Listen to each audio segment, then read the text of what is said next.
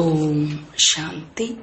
23/7/2024. இனிமையான குழந்தைகளே, நீங்கள் சரியான சமயத்தில் உங்கள் வீட்டிற்கு திரும்பிச் செல்ல வேண்டும். அதனால் நினைவின் வேகத்தை அதிகப்படுத்துங்கள். இந்த துக்கமான உலகத்தை மறந்து சாந்தி தாமம் மற்றும் சுகதாமத்தை நினைவு செய்யுங்கள். கேள்வி: எந்த ஒரு ஆழமான ரகசியத்தை நீங்கள் மனிதர்களுக்கு சொன்னால் அவர்களுடைய புத்தியில் குழப்பம் வரும்? பதில்: அவர்களுக்கு ஆழமான ரகசியத்தை சொல்லுங்கள். ஆத்மா இவ்வளவு சிறியதாக உள்ளது, அதில் அழியாத பாகம் அடங்கியுள்ளது. அந்த பாகம் தொடர்ந்து நடைபெற்று கொண்டே இருக்கிறது, ஒரு பொழுதும் களைத்து போவது இல்லை. மோட்சம் யாருக்கும் கிடைக்காது. மனிதர்கள் அதிகமான துக்கத்தை பார்த்துவிட்டு சொல்கிறார்கள், மோட்சம் கிடைத்தால் நன்றாக இருக்கும் என்று. ஆனால் அழிவற்ற ஆத்மா நாடக பாகத்தை நடிக்காமல் இருக்க முடியாது. இந்த விஷயத்தை கேட்ட அவர்களுக்குள் குழப்பம் ஏற்படும். ஓம் சாந்தி. இனிமையிலும் இனிமையான ஆன்மீக குழந்தைகளுக்கு தந்தை சொல்லி புரிய வைக்கிறார். இங்கே இருப்பவர்கள் ஆன்மீக குழந்தைகள். தந்தை தினம்தோறும் சொல்லி புரிய வைக்கிறார். இந்த உலகத்தில் ஏழைகளுக்கு எவ்வளவு துக்கம் இருக்கிறது. இப்போது இந்த வெள்ளம் முதலியவை வந்தால் ஏழைகளுக்கு துக்கம் ஏற்படுகிறது. அவர்களுடைய பொருட்களுக்கு எல்லாம் என்ன நிலை ஏற்படுகிறது? துக்கம் ஏற்படுகிறது அல்லவா? அளவற்ற துக்கம். செல்வந்தர்களுக்கு சுகம் உள்ளது, ஆனால் அதுவும் அல்ப காலத்திற்கு தான். செல்வந்தர்களும் நோய்வாய்ப்படுகிறார்கள், மரணமும் அதிகம் ஏற்படுகிறது. இன்று இன்னார் இறந்தார், இன்று இது நடந்தது என்று. இன்று குடியரசுத் தலைவராக இருப்பவர் நாளை பதவி இறங்க நேரிடுகிறது. கட்டாயப்படுத்தி அவரை கீழே இறக்கி விடுகிறார்கள். இவ்வாறு துக்கம் ஏற்படுகிறது. பாபா கூறுகிறார், துக்கங்களின் பட்டியலையும் தயார் செய்யுங்கள். என்னென்ன வகையான துக்கங்கள் உள்ளன? இந்த துக்கம் நிறைந்த உலகத்தில் குழந்தைகளாகிய நீங்கள் சுகதாமத்தை பற்றி அறிவீர்கள். உலகம் எதையும் அறிந்து கொள்ளவில்லை. துக்கமான உலகம் மற்றும் சுகமான உலகத்தை அவர்களால் வேறுபடுத்தி பார்க்க முடியாது. பாபா கூறுகிறார், நீங்கள் அனைத்தையும் அறிவீர்கள். நிச்சயமாக உண்மையை கூறுகிறார் என்று ஏற்றுக்கொள்வீர்கள். இங்கு சிலருக்கு பெரிய பெரிய மாளிகைகள் உள்ளன, விமானங்கள் உள்ளன. அவர்கள் நினைக்கிறார்கள் கலியுகம் இன்னும் 40,000 ஆண்டுகள் நடைபெறும், அதன் பிறகு சத்தியுகம் வரும் என்று. பயங்கரமான இருளில் இருக்கிறார்கள் அல்லவா? இப்போது அவர்களை அருகில் கொண்டு வர வேண்டும். சிறிது காலமே மீதம் உள்ளது. அவர்கள் 1,00,000 வருடங்கள் என சொல்வது எங்கே? நீங்கள் 5,000 வருடங்கள் தான் என்பதை உறுதிப்படுத்தி சொல்வது எங்கே?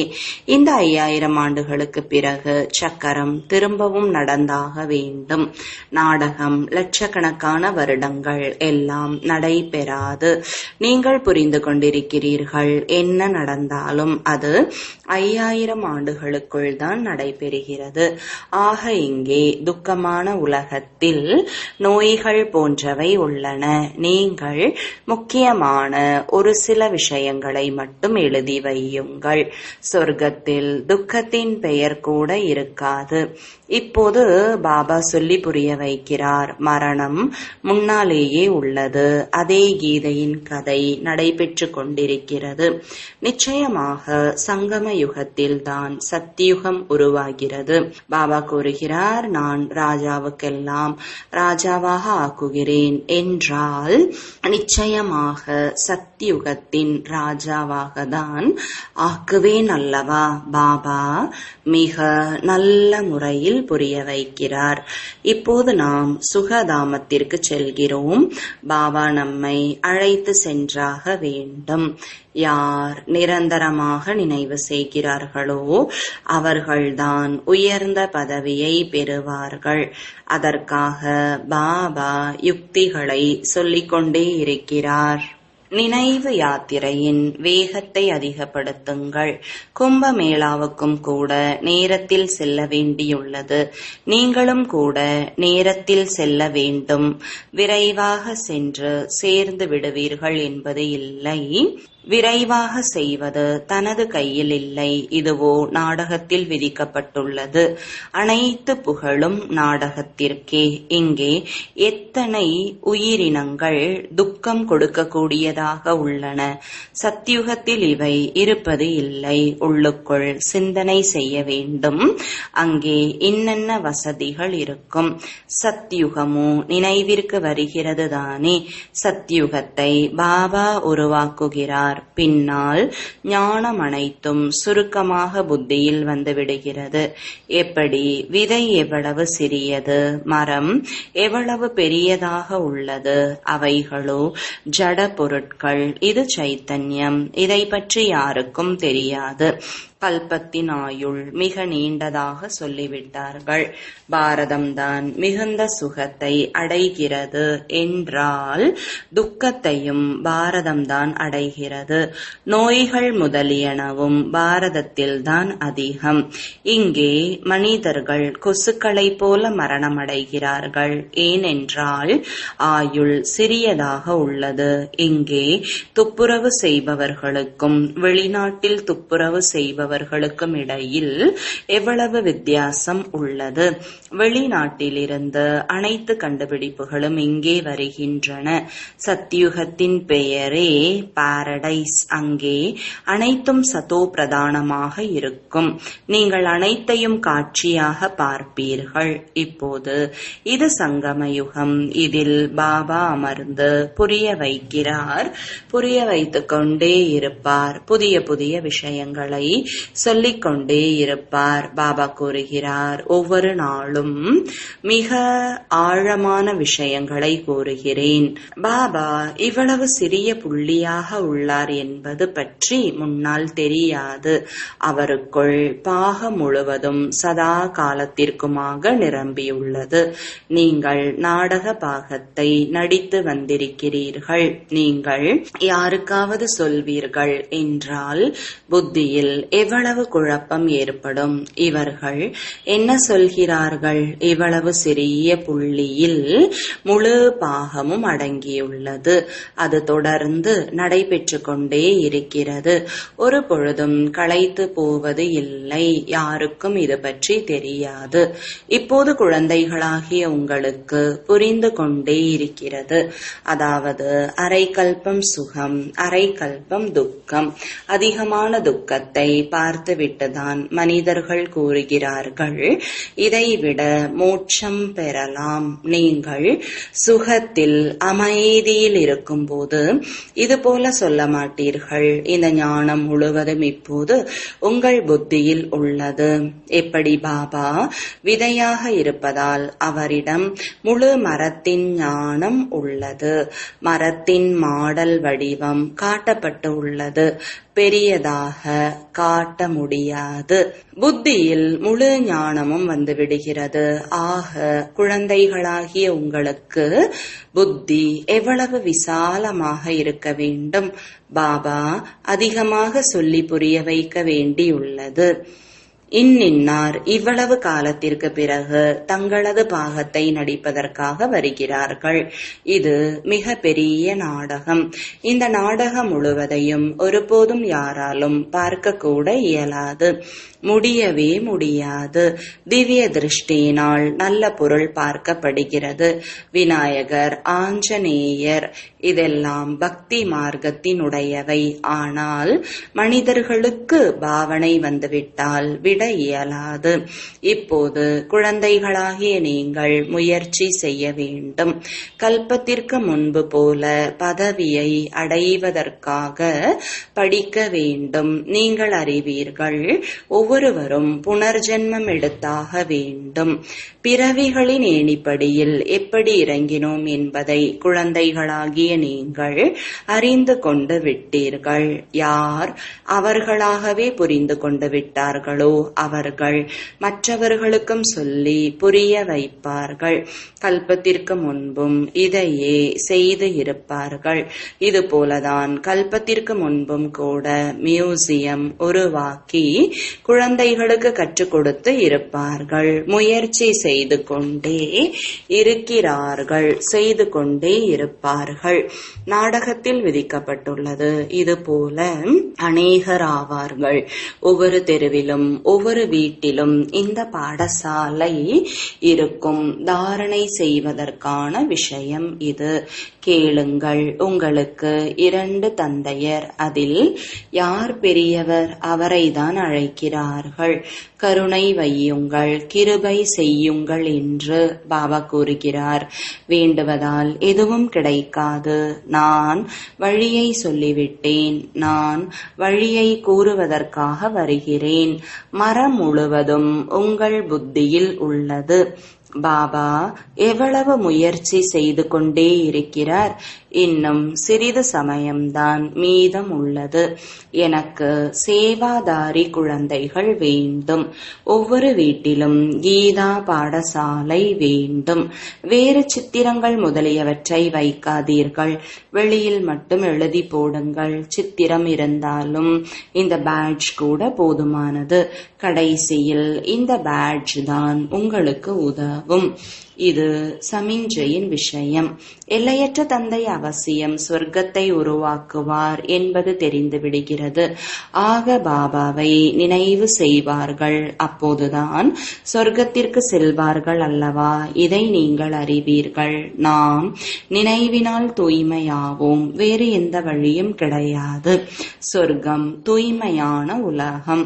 ஸ்வர்க்கத்தின் எஜமானராக வேண்டும் என்றால் தூய்மையாக ஆக வேண்டும். சொர்க்கத்திற்கு செல்பவர்கள் பிறகு நரகத்தில் ஏன் மூழ்கி இருக்க வேண்டும்? அதனால் மன்மனாபவ என்று சொல்லப்படுகிறது.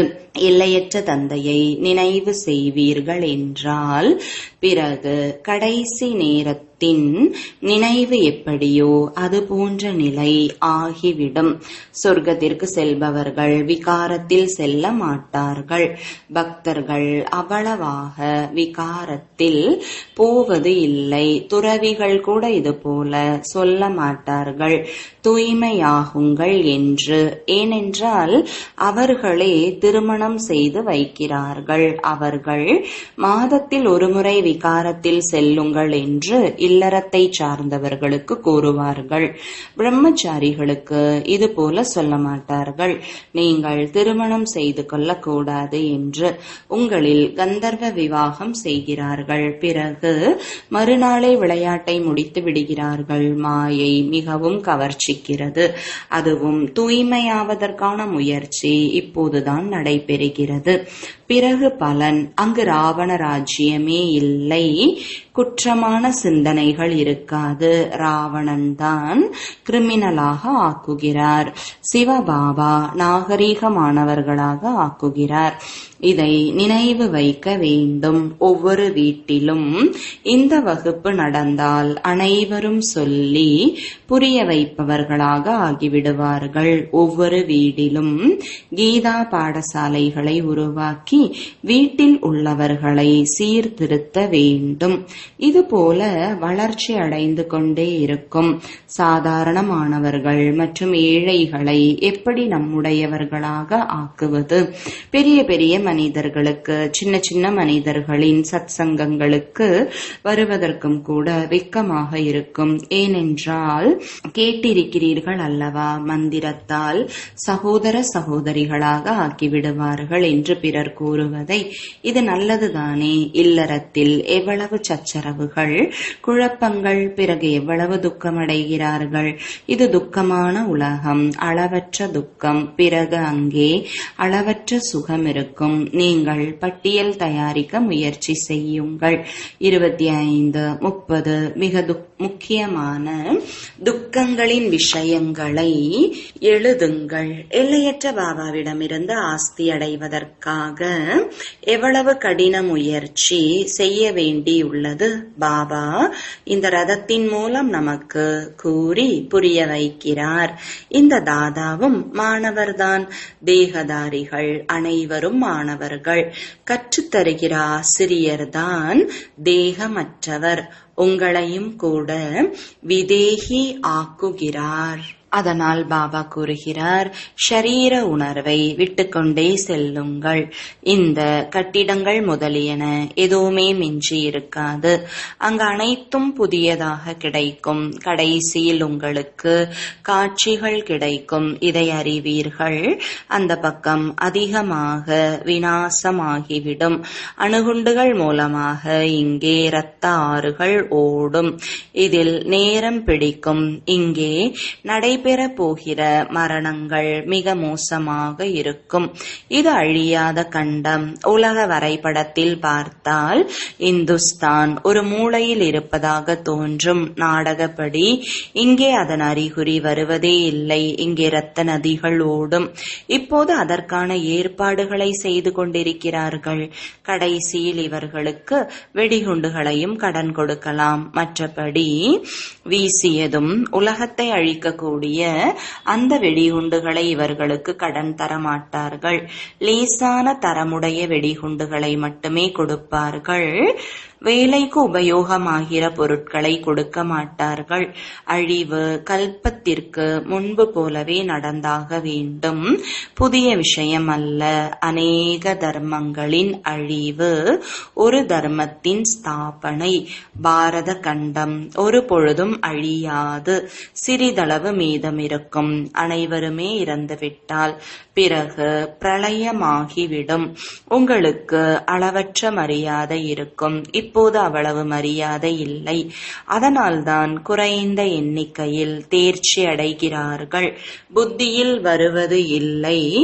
எவ்வளவு தண்டனை அடைய வேண்டியிருக்கும். கீழே விழுந்துவிட்டால் சம்பாதித்த வருமானம் காணாமல் போய்விடும். கருப்பிலும் கருப்பாக ஆகிவிடுவார்கள். பிறகு அவர்களால் எழுந்து நிற்க முடியாது. எவ்வளவு பேர் போகிறார்கள், இன்னும் எத்தனை பேர் போக போகிறார்கள், தாங்களாகவே புரிந்து கொள்ள முடியும். இந்த நிலைமையில் நாம் ஷரீரம் விட்டால் என்ன நிலையை அடைய முடியும்? புரிந்து கொள்ள வேண்டிய விஷயம் அல்லவா? பாபா கூறுகிறார், குழந்தைகளாகிய நீங்கள் அமைதியை உருவாக்க கூடியவர்கள். உங்களுக்குள்ளும் அமைதியற்ற தன்மை இருக்கும் என்றால் பதவி குறைந்துவிடும். யாருக்கும் துக்கம் கொடுக்க தேவையில்லை. பாபா எவ்வளவு அன்போடு அனைவரையும் குழந்தைகளே குழந்தைகளே என்று அழைத்து பேசுகிறார். எல்லையற்ற தந்தை அல்லவா? இவரிடம் முழு உலகின் ஞானமும் உள்ளது. அதனால்தான் சொல்லி புரிய வைக்கிறார். இந்த உலகத்தில் எத்தனை விதமான துக்கங்கள் உள்ளன. ஏராளமான துக்கத்தின் விஷயங்களை உங்களால் எழுத முடியும். நீங்கள் இதை தெளிவுபடுத்தி சொல்லும் பொழுது புரிந்து கொள்வார்கள். இந்த விஷயங்கள் முற்றிலும் சரியானதுதான் என்று. இந்த அளவற்ற துக்கத்தை பாபாவை தவிர வேறு யாராலும் போக்க முடியாது. துக்கங்களின் பட்டியல் இருக்கும் என்றால் கொஞ்சத்திற்கு கொஞ்சமாவது புத்தியில் பதியும். மற்றவர்கள் கேட்டாலும் கேட்காதவர்களாக ஆகிவிடுவார்கள். அவர்களுக்காக தான் பாடப்படுகிறது. இசைக்கருவி பற்றி செம்மறி ஆட்டுக்கு என்ன தெரியும்? பாபா சொல்லி புரிய வைக்கிறார். குழந்தைகளாகிய நீங்கள் இத்தகைய மெல்லிய மலர்களாக ஆக வேண்டும்.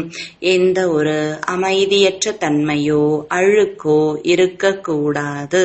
அமைதியற்ற தன்மையை பரப்புகிறவர்கள் தேக அபிமானியாக இருக்கிறார்கள். அவர்களிடமிருந்து விலகி இருக்க வேண்டும். தொடவும் கூடாது. நல்லது.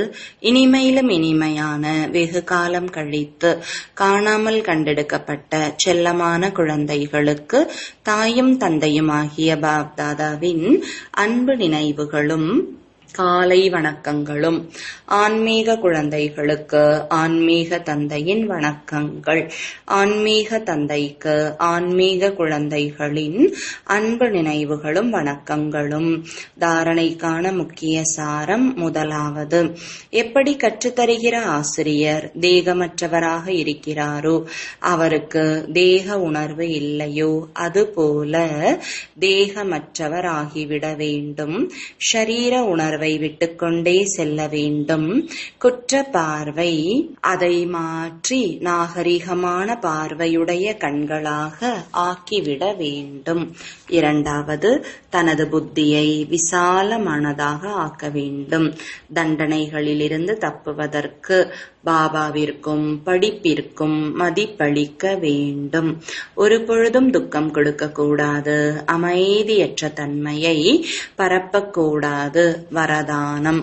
பிராமண வாழ்க்கையின் இயல்பான சுபாவம் மூலமாக கல்லையும் தண்ணீராக ஆக்கக்கூடிய மாஸ்டர் அன்பு கடலாகுக. விளக்கம். எப்படி உலகில் கூறுகிறார்கள் அன்பு என்பது கல்லையும் தண்ணீராக ஆக்கிவிடும், அதுபோல பிராமணர்களாகிய உங்கள் இயற்கையான இயல்பு மாஸ்டர் அன்பு கடல். உங்களிடம் ஆன்மீக அன்பு பரமாத்மா அன்பின் சக்தி மூலம் பலவித இயல்புகளை மாற்றி அமைக்க முடியும். எப்படி அன்பு கடல் தம்முடைய அன்பு சொரூபத்தின் அனாதி இயல்பு மூலம் குழந்தைகளாகிய உங்களை தம்முடையவராக ஆக்கிவிட்டார், அதுபோல நீங்களும் மாஸ்டர் அன்பு கடலாகி உலக ஆத்மாக்களுக்கு உண்மையான சுயநலமற்ற ஆன்மீக அன்பை கொடுங்கள். அப்போது அவர்களின் இயல்பு மாற்றமடைந்து விடும். ஸ்லோகன். தன்னுடைய சிறப்புகளை நினைவில் வைத்து அவற்றை சேவையில் ஈடுபடுத்துவீர்கள் என்றால் பறக்கும் கலையில் பறந்து கொண்டே இருப்பீர்கள். ஓம் சாந்தி.